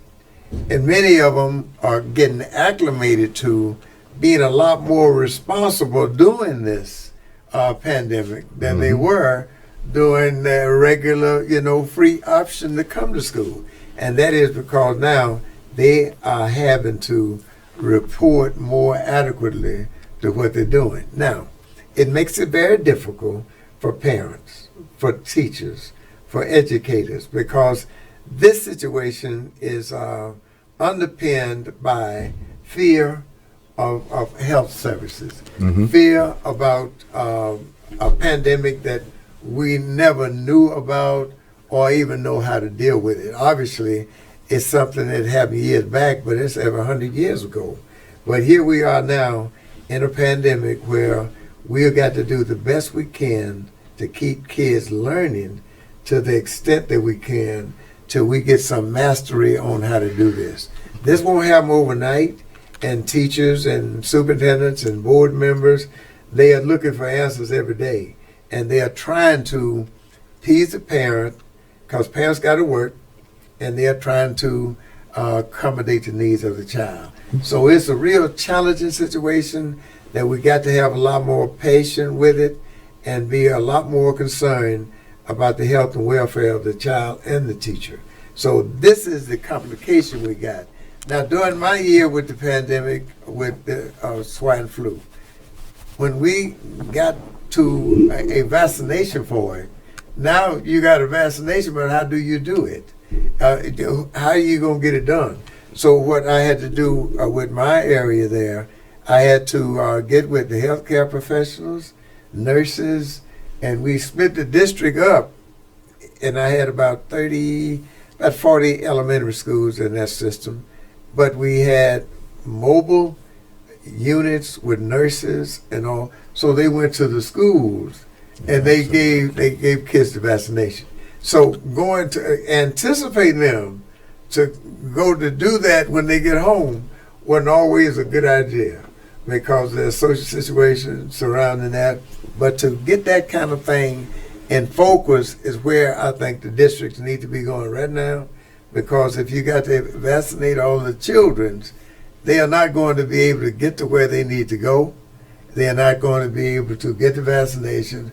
But we had school set up where between 7 o'clock and 10 in the morning, they were going to get those vaccinations. And so now we had some opposition with parents whose religious differences were somewhat, but it was a very small number. Yeah, thank goodness Colonel King wasn't one of your students during that time, because we all know he would not have taken the vaccination. But I do have really it's two questions, and I'm picking your brain. When I was going through my master's degree program, and at the end we had to go out and pick a business and go and do all of the stuff from operation plan, marketing plan. We picked a daycare, an after school situation, and I had to do some research in terms of how do you go about adding education enhancement opportunities for the students, while they are there. Right. And I did research. One of the things I looked into was a program that was sponsored by khanacademy.org, sponsored by Bill Gates, where they had on the computer all the computerized instruction for whatever you needed. Right. And you didn't really need a teacher. They had it all on the computer. And I always thought, well, why in the public school system do you not have in a classroom of 40 students, 40 workstations on there where each student can get on and actually learn at his or her own pace? That's right. The teacher can monitor it and pay special attention to those who might be behind grade level. You're correct. What is your thoughts on that type of approach? Yeah, I agree. In fact, my innovation activities with the daycare child care centers was that I partnered with them when I was in the Cobb County School District. So we had 300 daycare child care centers partnering with the school district, where we made certain we provided them with information that would have led the child from daycare child care to the first grade. And it was a kind of thing that I carried it on in Jackson. So I partnered with all of the pre-K daycare child care centers with our first, second, and third grade. So there was some continuity to preparation on their way there, and some evaluation with children and how ready they were. The challenge with pre-K daycare child care centers and school districts, if they overlooked that, many of their children would come to school less prepared, and some of the needs they have, the school system has it, want to give it, but if they never partner with the school system to do that, that's left out, and they get to school behind much further than they could be if they had partnered with it. I partnered with the CAB, and it must have been 1993, with the pre-K daycare child care centers, and I recruited all 100 and it must have been 300 daycare child care centers. When the daycare child care centers saw me coming, they thought I was coming to minimize the number of kids that they could, because that was their business. But what they found out, that I was trying to enhance the education preparation of the children when they came, particularly children with physically challenged areas, and then children that really needed additional support services that the school district could provide that the daycare, child care centers couldn't. So it's a big partnership. All the children are ours. And if you organize that kind of structuring, you can meet the needs of all of our children. So when they leave the pre-K daycare, child care centers, they come a little better prepared. Okay. And my final question has to do, what is your opinion in terms of the infiltration of private schools into the education process and them continuing to grow? What is the impact on the public school system?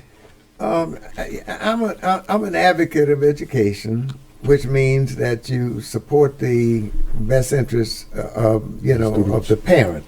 And sometimes a child would have another desire to go to public school, and they choose not to want to go to the private school because it eliminates some of the activities they can be exposed to and their friends. However, parents are happiest sometimes where they feel comfortable, and if they have the opportunity, they can take advantage of it. Now, I have in the Cobb County, I had every option you could name. We had private school. We had we had private school in our district, and but we had kids that went to both. We had charter schools, magnet schools, public schools, and we had kids who attended all of them. We embraced the idea, and many of those initiatives are still here. We got some called theme schools. If you're in the Cobb County, you might have heard some of those. But it was kids whose parents wanted them to have an individual opportunity to be involved with certain programs. So we went through a lot of selection process, and once we got it, parents was happy, kids was happy. The ultimate is how can you make the kids happy, and they get the best education opportunities. Well, again, Dr. Edwards, thank you for just sharing your informed insight with us concerning the education process, because all of us sit here, I'm just a novice. I don't know much about the education process like you guys do. But I do know this, that most people, when they talk about it, they have it greatly oversimplified as to what the issues and how you are going to overcome those issues in the education process. Go ahead. And one of the things, and this will sort of like transition into a conversation that I wanted to have. You were talking about vaccinations here in the United States, and I know my friend over there, he's with this COVID and the vaccinations now becoming available. He's not going to take one, but here's my concern about us here now in the United States. You talked about when you were doing it for the swine flu. You had a plan, you had a strategy to use mobile units. Here we are in the United States. Right now we have sent out, I think it's like 12 million plus doses of the vaccine. Only 2 million has now went into somebody's arm. And at the pace we're going, it's going to take 10 years to vaccinate everybody. And then when you consider all those, like Colonel King, that's not going to get vaccinated, it could be 15 years. And I mean, this is stunning to me in the United States of America to say that, we cannot get our people vaccinated in a reasonable amount of time because of a lack of planning and preparation. That's right. And I tell you what, it was the same case with the swine flu. We had a lot.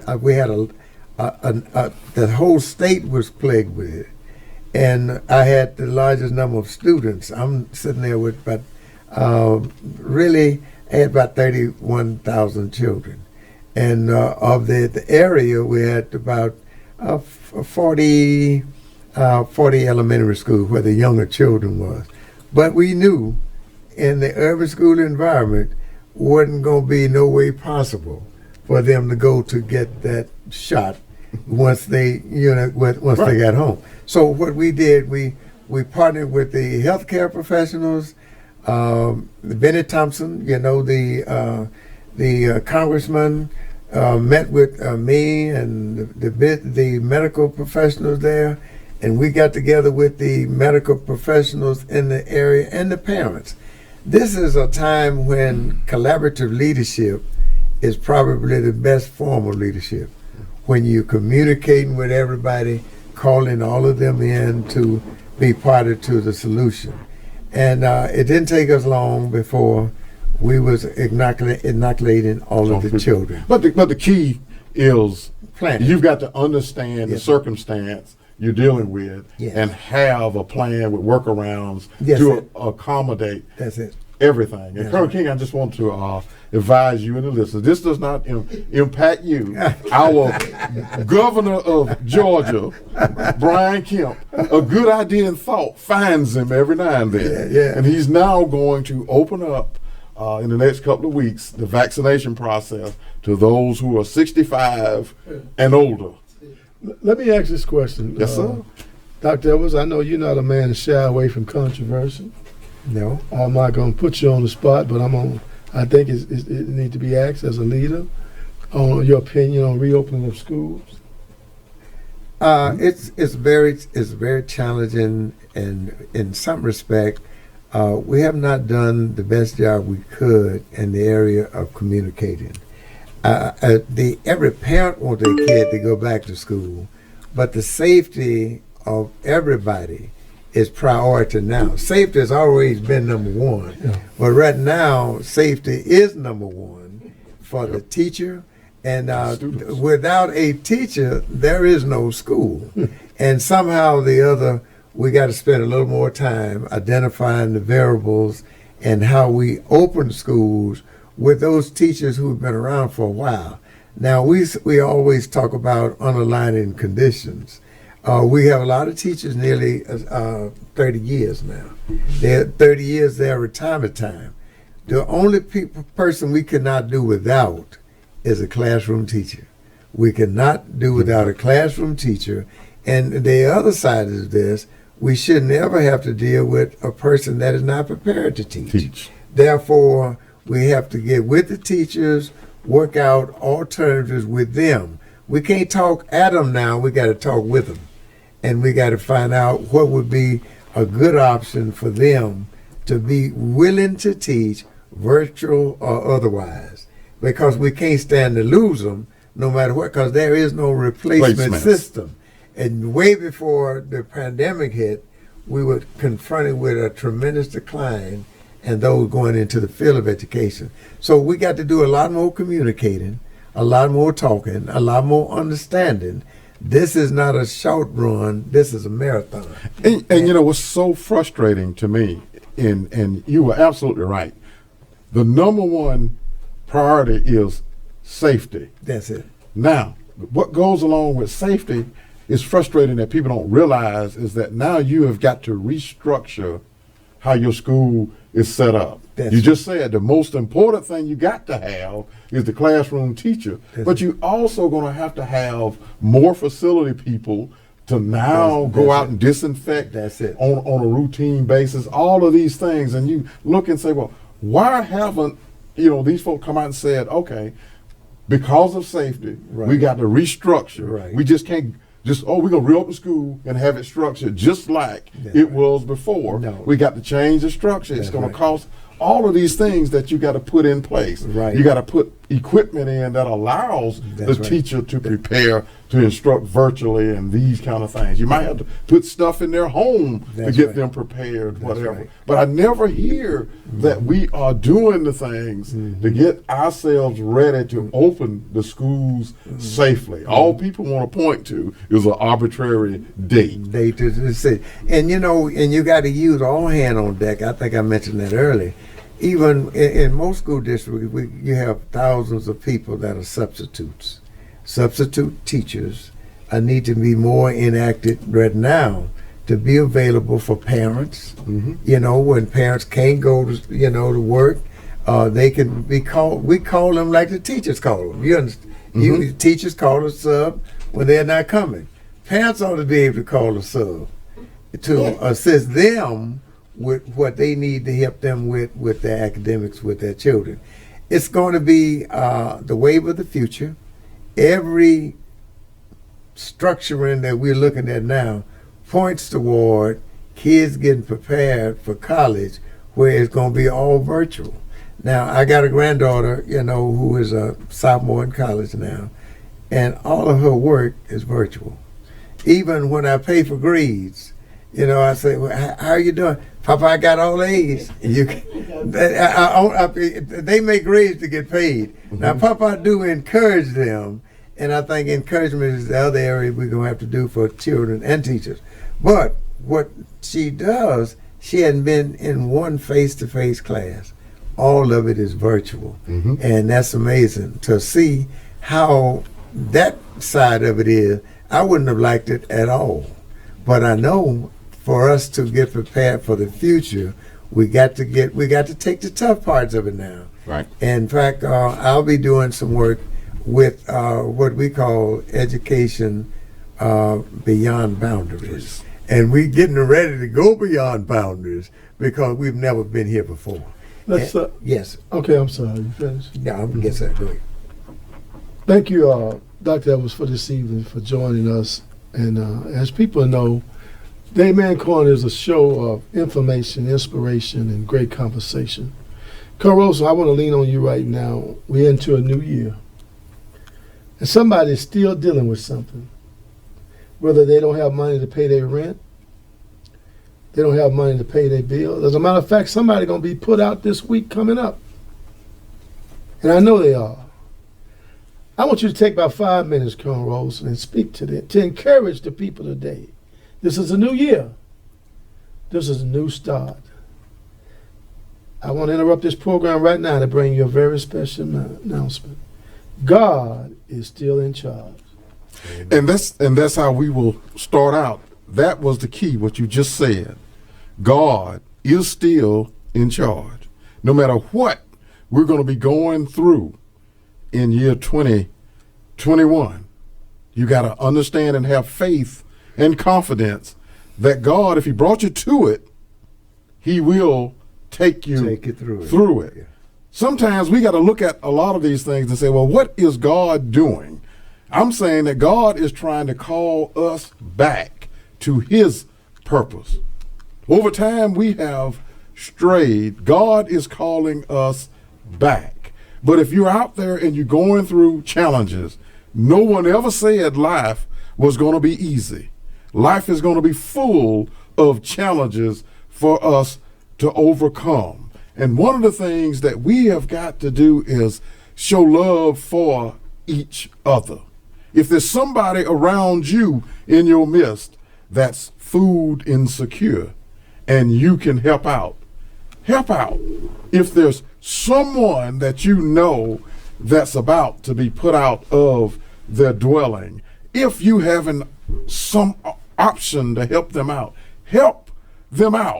But understand that no matter what goes on in this life, no matter how tough life gets, how difficult that life will become, God is still here, and God is still in charge. You just got to hang on to your faith and your belief that God will get you through, because we're going to have our trials and we're going to have our tribulations. We have got to persevere and get through it. If you get through it, you'll be better for going through the journey. You'll be stronger. You'll be tougher. Most importantly, you'll be in a place to where you can help somebody else go through struggling times. So as we go through these tough times, lean on the Lord, lean on each other. Let's help each other, because I do believe that's what's going on here. When you see the food lines, when you see the testing sites and all of these volunteers that are out there, what is going on? We have people helping people get through the difficult times. So I would tell those, you got relatives who could be sick in the hospital. You can't go see them. But somebody in there, God has touched them and said, you're going to be the person that's going to hold their hand at the final hours. It's all right. God is still there in the room, and he has his angels still there with him. So you just got to persevere and understand if it's in God's hands, it's in the best hands. You don't have to worry about it. God has it. But you got to hold on to God's unchanging hands, and you got to hold on to your faith that God will see you through it. If he brought you to it, he'll help you get through the journey. So I encourage everybody in 2021 is to now just renew your purpose, renew the works that you do on behalf of the Lord. Let's renew our love for each other and what we do.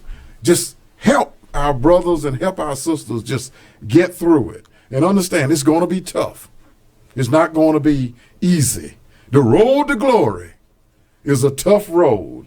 But you got to be strong enough to want to walk the road. So that's my message for you this night.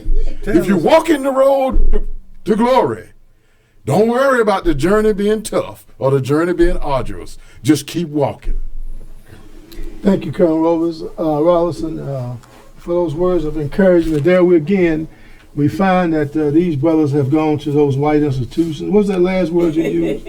Arduous. Arduous and tough.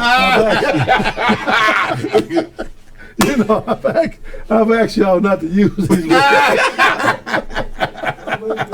Oh, my goodness. Thank you very much. I felt that. Yeah. Who was that? Somebody over there said they almost made me join church tonight. But we thank God for those words of encouragement, because this is a show of information, inspiration, and great conversation. We had a great time here today. Oh, yes. Tonight, Colonel Rollerson. We couldn't have had a better guest to start the year off right. You know, if you want to do anything, you got to come out swinging from the gate. You set the standard. Yeah. So, you know, we've got to go out and get the governor and the president, all them to come on next.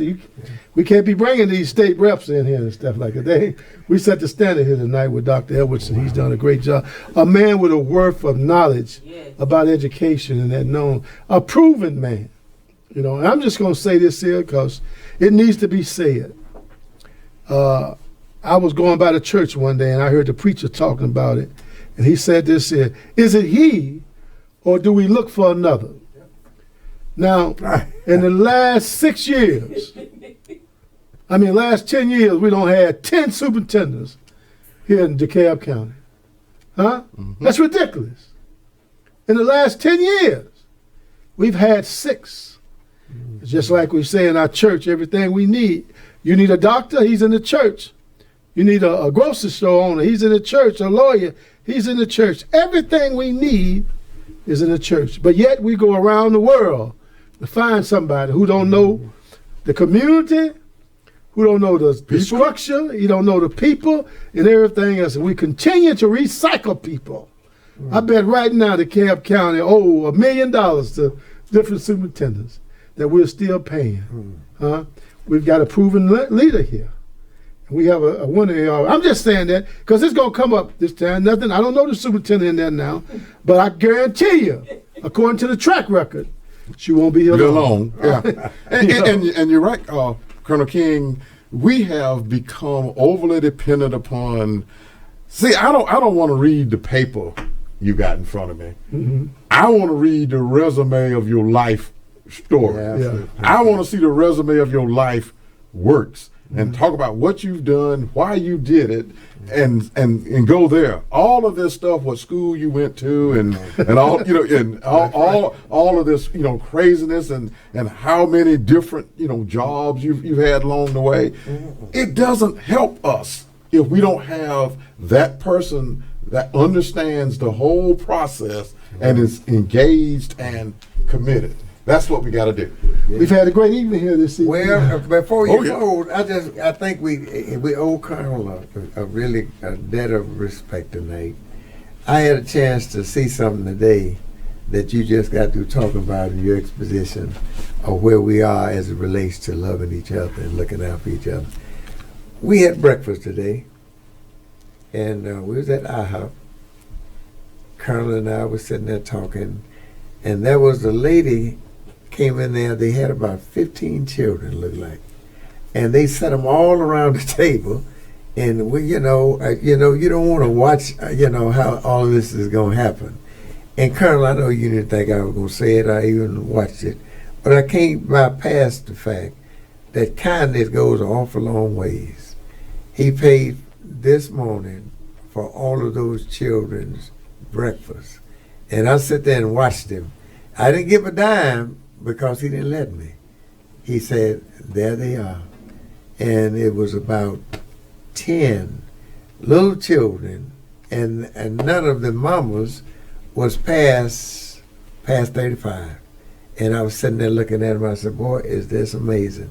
And I don't know why he decided to do it, but he paid for the food, and the kids, all of them got up, and the little children said, "Thank you." That's the kind of love and kindness you're talking about, Reverend. Yep. And it doesn't work unless it's executed. And that's the stuff. Corey, you probably didn't want me to say it, but that's all right.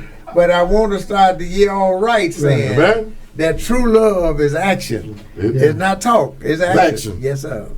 I only can echo that with this word right here that I can remember. And, I am where I am today because somebody prayed for me. I'm standing on the shoulders of some giants. I was young, but now I'm old. Yes. I've never seen the righteous forsaken. Yes, sir. Nor his seed begging bread. We got to get out of here. I got my helicopter waiting on me. I don't know. I'm going to go home tonight. I ain't going to go to no club tonight. I'm going to go home tonight. They ain't got no church going on tonight nowhere. The church was last night. On behalf of the Amen Corner, I'm Amos King. Yes. Lonnie Edwards. I'm Colonel William Rollerson. Let the church say, Amen. Amen. The views and opinions expressed or stated on this broadcast do not reflect those of WCRN Radio Network, C-Room TV, or any of its affiliates, officials, or employees.